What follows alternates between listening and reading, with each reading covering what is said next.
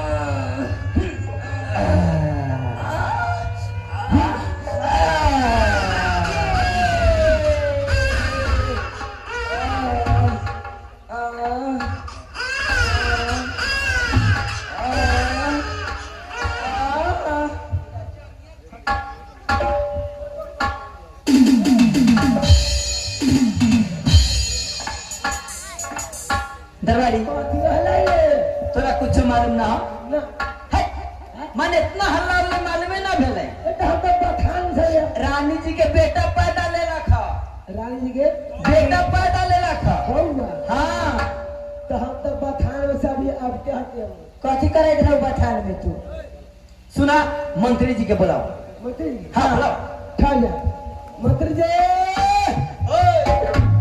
जल्दी बुलाओ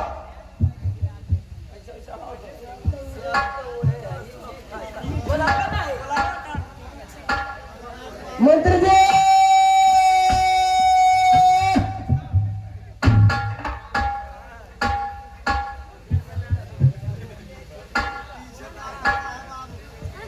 हेलो सोना सिंह जहाँ कभी हेलो स्टेज के पास आने के कोर्स करे सोना सिंह जहाँ कभी हो स्टेज के पास आने के हेलो सोना सिंह हेलो मेरा बात जहाँ तक जाता होगा हेलो हेलो हेलो हेलो कि रही ना रुक तोहरा गुमान का करबू खत्म हो जाए कुल किस्सा बेहाल का ककलिया लूट जब जाई हर जियान का करबू हर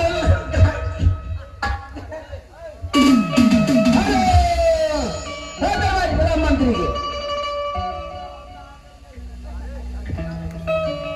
मंत्री जी हेलो प्रणाम मंत्री जी खुश रहे आपको कुछ मालूम है कुछ भी मालूम नहीं आपको मालूम नहीं रानी जी के बेटा पैदा लिया है महारानी हाँ बच्चे बदल दिया है हाँ बेटा पैदा लिया है नासिर सुनो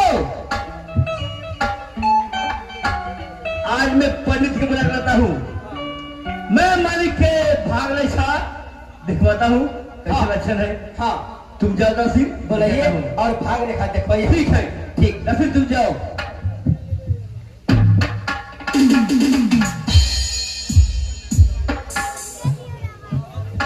हेलो पंडित जी हो पंडित जी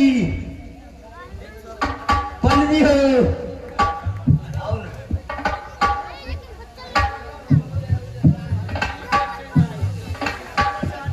हेलो आज मैं चला हूं मैं पंडित जी के पास आज यह चुनाव शहर में हमारे मालिक कृष्ण सिंह का एक इकलौता पैदा बेटा लिया है जिनको नाम क्या होना चाहिए जाऊंगा वहां से मैं उतार के आऊंगा जिसके बाद बताऊंगा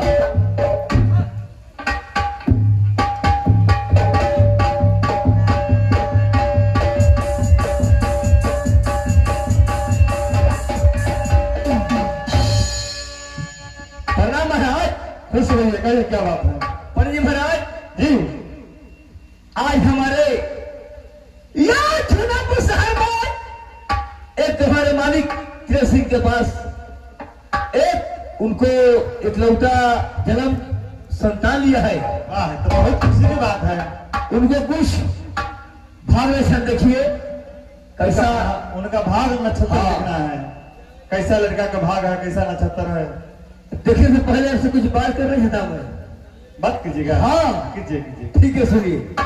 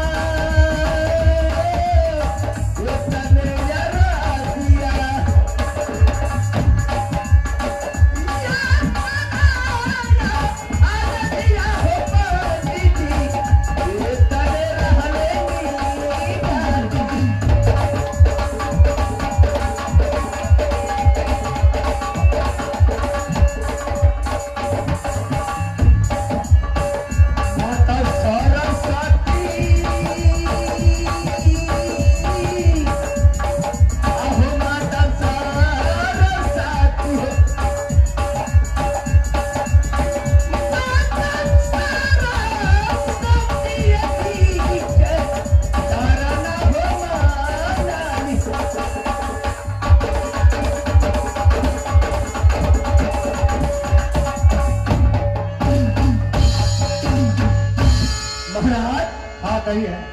ए सगुन देखिए, हमारे मालिक के क्या नाम चलता है, कैसा उनको राशि है? महाराज हेलो हेलो लड़का का तो कोई गर्व नहीं है, बहुत ही सुंदर दिन में जन्म लिया है। उनका नाम है भक्त गोपीचंद, लेकिन आगे चल के वो राशि लिखता है बड़ा खराब। क्या बोलिए? भक्त गोपीचंद नाम है। महाराज के नाम भक्त गोपीचंद। भक्त गोपीचंद। हाँ। आगे चल क्या हो देखिएगा। और 12 बरिस पुरते पुरते वो लड़का जोगी में चला जाएगा। सुनिए महाराज, इस बात की से गर्व कर दिए, अगर हमारे माने मत नहीं सुनेंगे तो बहुत बेकार हो जाएगा। ये हम सुन लिए हैं।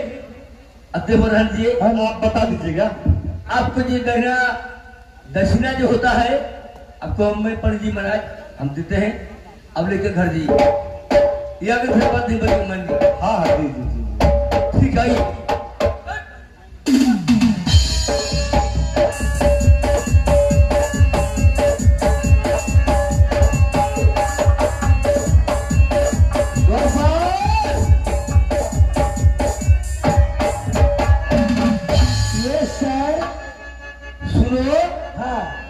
आज मैं अपने मालिक जी के नाम जो छोटा मालिक पदली है, अच्छा उनको मैं पत्रा में नाम उछलवा के मैं देखा हूँ। हाँ उनके पास कोई राशि नहीं है। कोई राशि नहीं। उनका नाम है भक्त गोपीचंद। भक्त गोपीचंद। हाँ। अच्छा आगे आगे उनको क्या खतरा है? सिर्फ 12 बस पुरते पुरते जोगी में दान हो जाएंगे।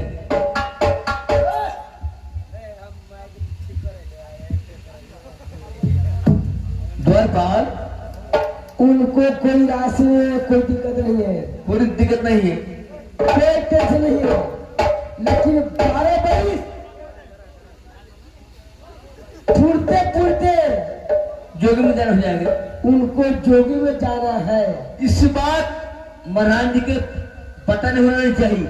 लेकिन एक बात सुन लो, पहले तू न गला है, हाँ बाद में तू हमारा कहला है, लेकिन कि तो ये सब बात हम ही 2 आदमी जाने, बस तीसरा बोल चलो चलो। अब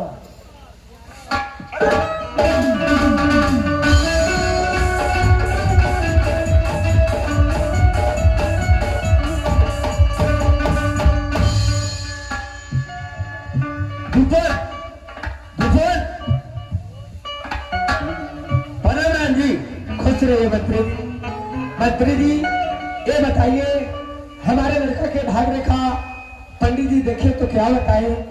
महाराज जी, मैं मालिक के लक्षण भाग पनी से पूरा में देखवा के यहाँ तक आए गया हूँ। कैसा लक्षण है? बहुत अच्छा है। उनके पास कोई भी करा नहीं। क्या कोई भी करा नहीं? मालिक के नाम सुनिए मैं बता हूँ, भक्त गोपीचंद। ये तो बहुत अच्छा नाम है, बहुत बढ़िया है।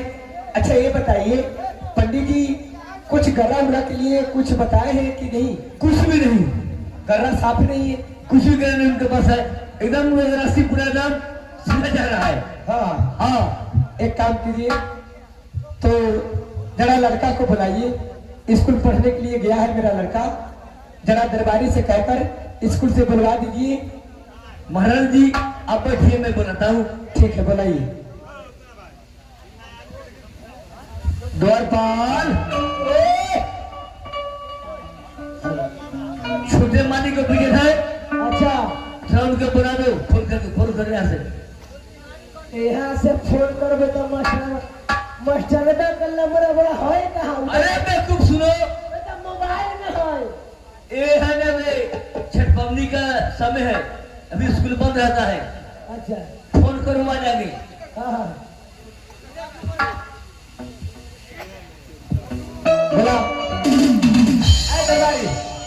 तू तो मास्टर साहब के नंबर रखता है, जरा मास्टर साहब का जरा फोन कर दो कि गोपीचंद की उनकी माँ याद की है, वो बुला रही है कुछ बातें करने के लिए। ठीक है मलकिनी, तो मास्टर के नंबर हमारा पास में है, हमर मोबाइल घरे चार्ज में लागल है, मोबाइल के वजह हम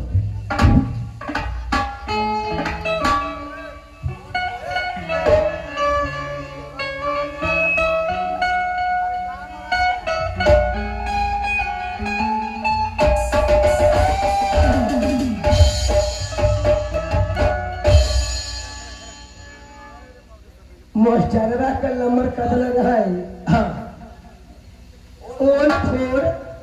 14 नंबर खोसरा पट्टी चमड़ा गुदाम।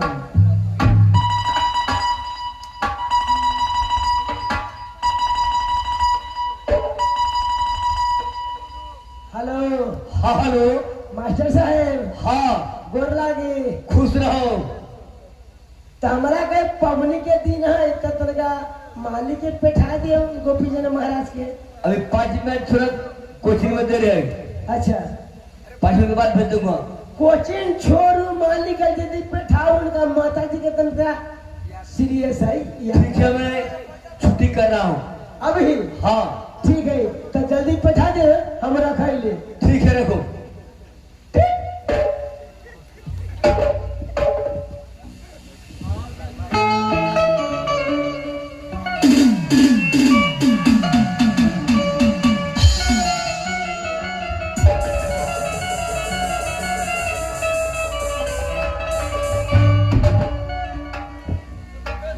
मैं बना बेटा माँ। खुश रहो बेटे। बेटे ये बताओ कि स्कूल का पढ़ाई लिखाई कैसा हो रहा है? अच्छा हो रहा है, बढ़िया हो रहा है? हाँ। बहुत अच्छा है बेटे। फिर से जाओ तुम पढ़ने के लिए स्कूल से आना। मैं जाती हूँ बाजार करने के लिए, तुम्हारे लिए एक सामान किन कर लाऊंगी। माँ, आप जाते हैं सामान किनने के लिए और मैं जाऊँ स्कूल फिर पढ़ने के लिए। हाँ ठीक, कोई बात नहीं। मैं खाली तुमको देखने के लिए बुलाई थी। इसलिए हाँ इसलिए। ठीक ठीक, मैं प्रणाम करता हूँ। खुश रहो बेटे, जाओ।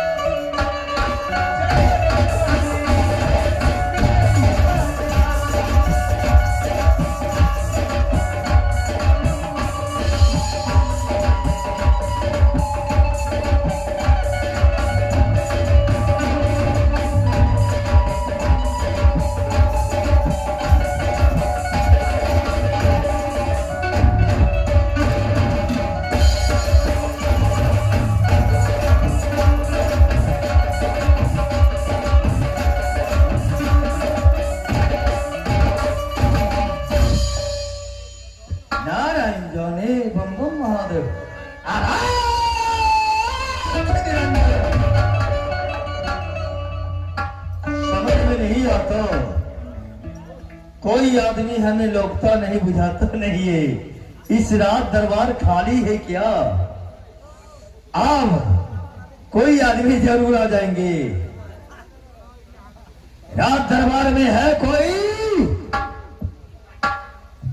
नहीं है वहां भतिया की दिक्कत। लेकिन तुम बोलते हो। बोले ले सामा मारे ले जाएगा। सुनो, हाँ बहुत देर के बाद, लेकिन पीछे से पीछे वाला आगे है, आगे तो नहीं बोलता है। आगे से हम खाली पीछे से बोलेंगे।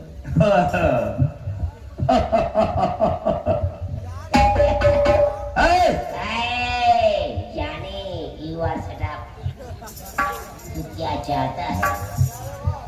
अब इसका बात को सुनिए। अरे हम साधु महात्मा क्या चाहते हैं? तू साधु है, तू महात्मा है, उस सब को कोई मतलब नहीं है। जब तुमको भिक्षा चाहिए तो तू यहाँ पर कमा के रखे हुआ है, ठोकर के भिक्षा मिलता है। पीने वाले से साधु महात्मा को मुंह लगाना बेकार बात होता है। अगर अच्छा आदमी रहता है तो उससे बोलने में समझ में बात आती है कि समझदार है, लेकिन मैं इससे क्या मुंह लगाऊं? हेलो, जितना कैसा लोग है सबने मेकर रूम में जाने कस करे। हेलो, कैसा लोग मेकर रूम में जाने कस करे तो बवाल उखड़ लेगा, सूरज को ले लेगा। कैसे लोग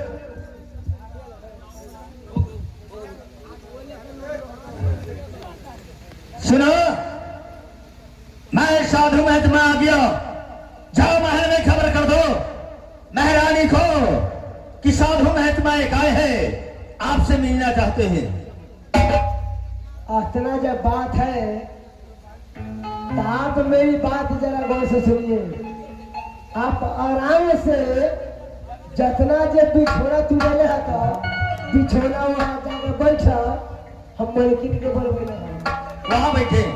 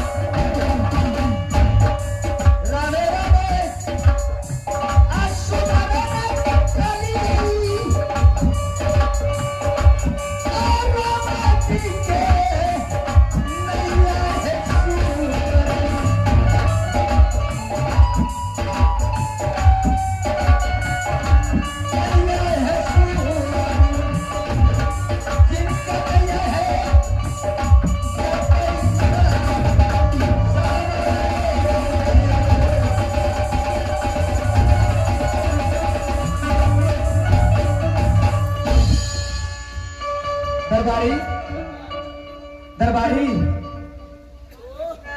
अरे दरवाजे पर क्या चीज का हल्ला हो रहा है? जल्दी चालू। खैर आपने का बुलावे रहे। अरे दरबारी, अपने दरवाजे पर एक महात्मा है। दरबारी, वो महात्मा तो नहीं है जो कि आज से बरसों दिन पहले आए थे?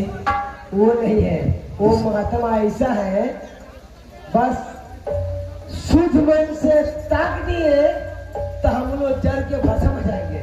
चलो दरबारी, चलो तो देखते हैं।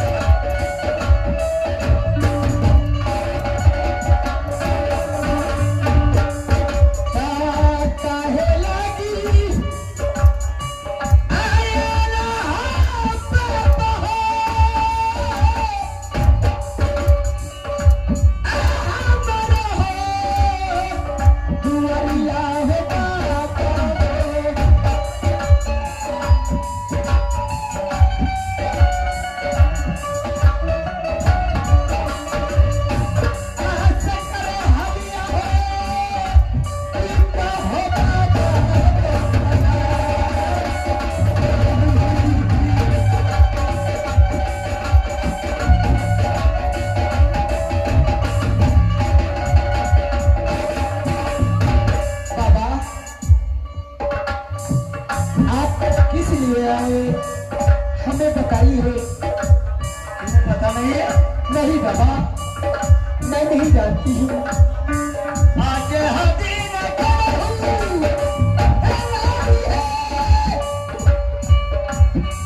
I have my संगे,